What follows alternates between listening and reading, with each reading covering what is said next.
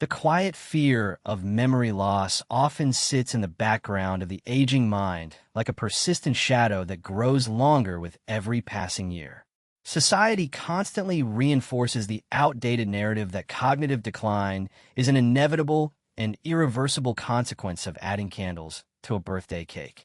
This fatalistic view ignores the profound plasticity of the human brain and the immense power of the self-concept to dictate biological reality.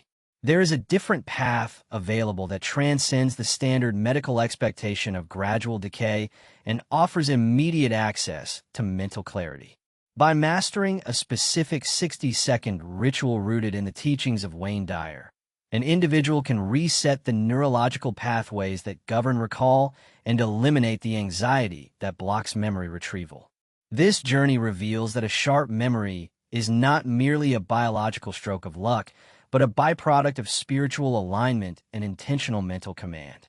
The biological and spiritual mechanics of memory blocks, the experience of forgetting a name or misplaced keys, often triggers an immediate and disproportionate physiological response that compounds the original problem. When a mind perceives a lapse in recall, the amygdala activates a stress response that floods the system with cortisol and adrenaline. This chemical cocktail effectively shuts down the hippocampus, which is the precise area of the brain responsible for accessing stored information and forming new memories. The individual creates a self-fulfilling prophecy where the fear of forgetting physically disables the biological machinery required to remember. Dyer posits that this reaction stems not from a broken brain, but from a severed connection to the source of intention and peace. The panic that arises is a signal that the ego has taken control and is operating from a place of scarcity and fear. A memory block is rarely an issue of capacity, but rather a problem of access caused by internal turbulence. Imagine a library where the books are perfectly organized, but the lights have suddenly gone out due to a power surge. The information remains intact on the shelves, yet the librarian cannot locate specific titles in the darkness of high anxiety. The 60-second ritual acts as the circuit breaker that restores power and illumination to the mental library. By shifting the internal state from frantic searching to calm receptivity, the brain waves slow down from the erratic beta state to the relaxed alpha state. It is within this alpha state that the bridge between the conscious demand for information and the subconscious storage vault is reestablished. The philosophy of Dyer suggests that the words used to describe one's memory serve as commands to the subconscious mind. When a person repeatedly states that their memory is failing or that they are having a senior moment, the subconscious works tirelessly to make that statement true. This mechanism highlights the critical importance of linguistic discipline in the preservation of cognitive health. The neurological pathways are constantly listening to the internal dialogue and reshaping themselves to match the dominant narrative of the host. Therefore, the foundation of this ritual is not just a technique, but a fundamental shift in how the individual identifies with their own mental faculties. In a typical scenario, a person might walk into a room and suddenly realize they have absolutely no idea why they entered. The immediate reaction is usually a cocktail of frustration and negative self-talk that labels the event as a sign of aging. This reaction immediately tightens the body and restricts blood flow to the cerebral cortex, making the memory even harder to retrieve. The individual stands in the kitchen, scanning the counters with frantic eyes, while the internal critic grows louder and more abusive. This high-pressure environment creates a neurological deadlock where the harder the person tries to force the memory, the further it recedes into the background. The alternative approach requires a suspension of the ego's need to control the timeline of retrieval. It involves recognizing that the memory is not lost, but merely temporarily obscured by the static of mental noise. The mechanism of memory retrieval functions best when there is a lack of resistance, similar to how a cork floats naturally to the surface when it is not being held down. By understanding that the memory is safe within the infinite intelligence of the subconscious, the individual can release the desperate grasp that blocks the flow of information. This trust in the mind's inherent capability is the spiritual component that fuels the biological efficiency of the brain.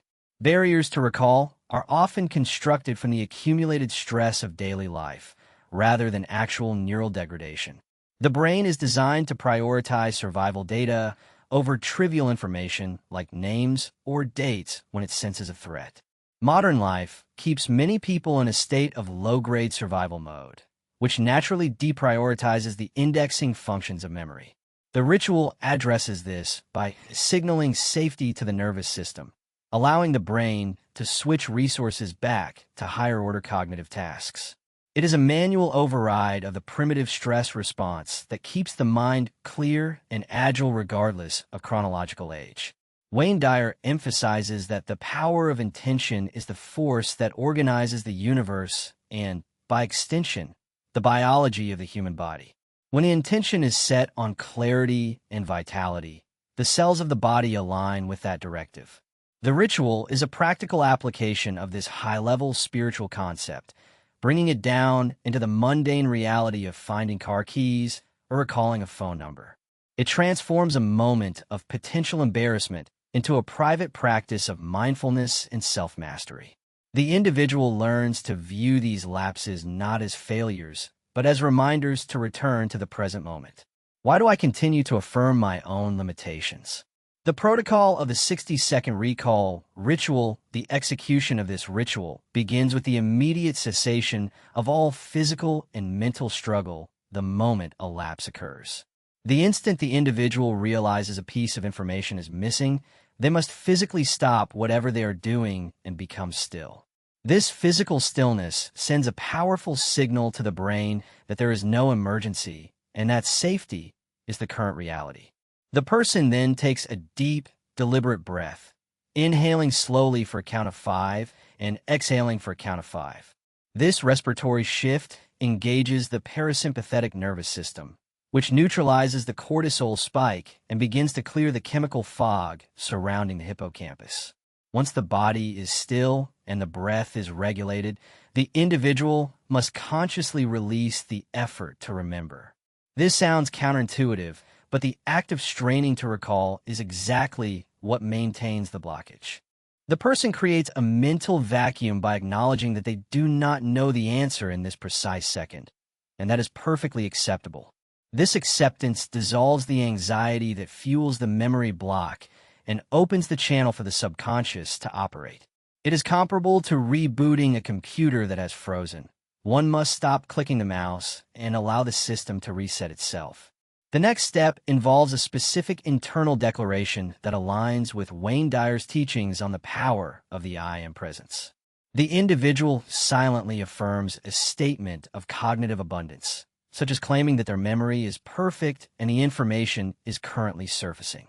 This is not a hopeful wish, but a command issued to the subconscious mind with absolute authority. By asserting the existence of the memory rather than its absence, the reticular activating system is programmed to locate the data. The person visualizes the information as already being present, just slightly out of view, moving toward the center of attention. Following the affirmation, the individual must engage in a deliberate distraction or a pivot of attention for the remainder of the 60 seconds. The focus is turned entirely away from the missing item and toward something neutral or pleasant in the immediate environment. The person might focus intensely on the texture of a nearby object, the pattern of light on the floor, or the sensation of their feet on the ground. This pivot disengages the conscious mind's stranglehold on the problem and hands the task over to the deeper, more efficient processing centers of the brain. It is during this brief window of detachment that the subconscious can sort through the database without interference. Consider the applied scenario of running into an old acquaintance at the grocery store whose name has completely vanished from mind. Instead of stalling or panicking, the individual smiles, breathes, and internally executes the release protocol while maintaining the conversation on general topics. They trust that the name is loading in the background and refuse to entertain the fear of embarrassment. Usually, before the 60 seconds have elapsed, the name bubbles up effortlessly into conscious awareness, seemingly out of nowhere. This effortless retrieval is the hallmark of the ritual's success and reinforces the trust in the process. The mechanism relies heavily on the concept of allowing rather than forcing, a core tenet of spiritual alignment. Force creates resistance, whereas allowing creates flow, a principle that applies as much to neurology as it does to metaphysics. The 60-second time frame is significant because it is long enough to reset the physiological state, but short enough to be practical in daily life. It acts as a boundary that prevents the mind from spiraling into a long-term stress response. The ritual essentially trains the brain to associate memory lapses with relaxation rather than danger. Practicing this ritual consistently rewires the neural pathways to default to calmness rather than panic during cognitive challenges. Over time, the pauses between the demand for memory and the retrieval become shorter and shorter. The brain learns that it does not need to enter a fight-or-flight mode to access stored information. The individual begins to move through life with a quiet confidence, knowing they possess a tool that grants them dominion over their own mind. This mastery over the mental faculties contributes to a sense of agelessness and vitality. Wayne Dyer suggests that we are not our physical bodies or our mental struggles, but the invisible intelligence that animates them. The ritual connects the person back to that invisible intelligence, which knows everything and forgets nothing. By stepping back into the role of the observer, the individual accesses a reservoir of clarity that is unavailable to the frantic ego. The memory is retrieved not by the small self that fears judgment, but by the higher self that exists in a state of eternal knowing. This shift in perspective is the true engine behind the 60-second miracle. What prevents me from trusting the silence? The illusion of age and resistance to clarity, a pervasive resistance, often arises when people are introduced to the idea that their memory is under their control, primarily because the cultural conditioning regarding aging is so deep-seated. The collective consciousness holds a firm belief that the brain is a machine that wears out, just like the joints of a car or the treads of a tire. This mechanistic view allows individuals to absolve themselves of responsibility for their cognitive health, accepting decline as a natural and unavoidable fate. Wayne Dyer challenges this by asserting that the mind is not a material object subject to decay, but a field of energy that responds to belief. The resistance to this idea usually stems from a lifetime of investing in the victimhood of aging. It is crucial to distinguish between genuine pathological conditions and the far more common experience of benign forgetfulness exacerbated by stress and poor self-concept. While medical issues exist, the vast majority of memory complaints in the population over 60 are driven by anxiety and lack of attention rather than structural brain damage.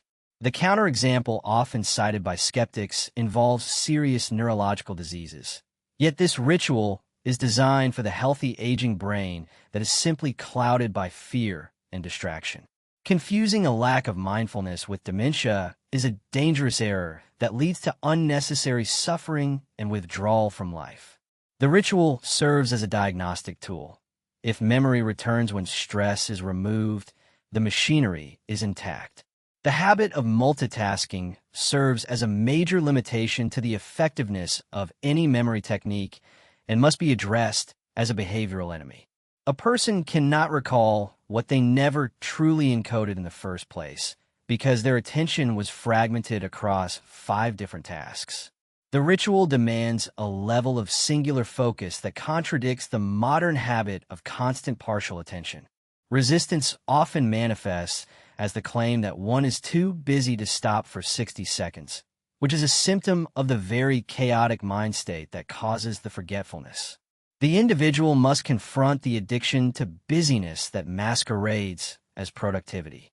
In an applied setting, consider the resistance a person feels when they cannot remember a password and immediately click the reset password link without a moment of pause. This knee-jerk reaction reinforces the belief that the memory is gone and that reliance on external aids is necessary. The ritual requires the discipline to sit with the discomfort of the unknown for a full minute before seeking external help. It is in this uncomfortable space that the resistance is strongest, as the ego demands an immediate solution to alleviate the tension. Overcoming this urge to outsource the memory function is a critical step in reclaiming cognitive power. The limitation of the ritual lies not in the technique itself, but in the inconsistency of its application by the user. It does not work if it is used as a desperate gimmick rather than a sincere shift in state. If the individual performs the breathing and the affirmation, but still holds a tight knot of fear in the stomach, the biological signal remains one of danger. The integration of Wayne Dyer's philosophy requires total congruence between the thought, the breath, and the emotion. Partial application yields partial results, leading the skeptic to dismiss the method entirely. Society profits immensely from the insecurity of the aging population, selling endless supplements, games, and courses designed to fix a broken brain. Admitting that the primary issue might be emotional and spiritual rather than pharmaceutical threatens a vast industry. The individual who adopts this ritual acts as a rebel against the commercialization of the aging process. They prove that the most potent medicine is often endogenous, produced by the body's own chemistry when aligned with a peaceful mind. This autonomy can be frightening to those who have found comfort in the passive role of the patient. The narrative of senior moments is a social agreement that lowers the bar for cognitive performance and encourages intellectual laziness. When a group of peers laughs and bonds over their collective forgetfulness, they are reinforcing a negative hypnotic suggestion. The person who refuses to participate in this commiseration may face social resistance or be seen as in denial. However, maintaining a standard of excellence for one's own mind is an act of self-respect that preserves dignity. The ritual is a private refusal to accept the lowest common denominator of aging. Wayne Dyer teaches that we attract what we are, not just what we want. If a person embodies the energy of decay and confusion, the universe mirrors that back through lost items and forgotten appointments. If the person embodies the energy of clarity and alertness, the universe reflects that through sharp recall and synchronicity. The resistance to the ritual is often a resistance to letting go of the old identity. It requires courage to step into a new version of the self that is vital, sharp, and responsible for its own reality. Why am I comfortable with the narrative of decline? Integration and the path to ageless living. The consistent application of the 60-second ritual creates a cumulative effect that extends far beyond the retrieval of isolated facts. Over time, the brain begins to rewire its default setting from a state of chronic low-level alert to a baseline of relaxed awareness. This neuroplastic change means that the individual spends more time in the alpha brainwave state, which is associated with creativity, learning, and emotional stability. The benefits bleed into other areas of life, resulting in better sleep, lower blood pressure, and a general sense of well-being. The ritual becomes a catalyst for a holistic transformation of the aging experience. The ultimate promise of this practice is the realization that the mind is capable of remaining sharp and expansive until the very end of physical life. Wayne Dyer's perspective invites the individual to view the later years not as a descent, but as a culmination of wisdom and clarity. By refusing to buy into the cultural hypnosis of inevitable decline, the person creates a protected space where their cognitive faculties can thrive. The memory becomes a faithful servant rather than an unpredictable master. This shift in power dynamics restores a profound sense of security and confidence to the daily routine. Integrating this philosophy requires a commitment to monitoring the internal dialogue with vigilance. The individual must catch themselves every time they are about to utter a self-deprecating remark about their age or their brain. These negative affirmations must be ruthlessly eliminated and replaced with the truth of the mind's infinite potential. The 60-second ritual is the emergency brake, but the daily self-talk is the steering wheel. Together, they navigate the vessel of the self through the waters of time without damage. In a practical sense, the person who masters this becomes a beacon of vitality in their community. They're the one who remembers names, who tells stories with rich detail, and who remains engaged with the world. This outward manifestation of health inspires others to question their own assumptions about what is possible after 60. The ripple effect of one person refusing to dim their light changes the conversation around aging for everyone they encounter. It proves that vitality is a choice that is available at any moment. The relationship between the spirit and the body is the final frontier of health, and memory is the bridge between them. When the spirit is calm and confident, the brain functions with precision. When the spirit is fearful and contracted, the brain falters. The ritual is a daily practice of aligning the spirit with the task at hand. It serves as a reminder that we are not helpless victims of biology, but powerful co-creators of our experience. As the reliance on the ritual grows, the need for it paradoxically diminishes.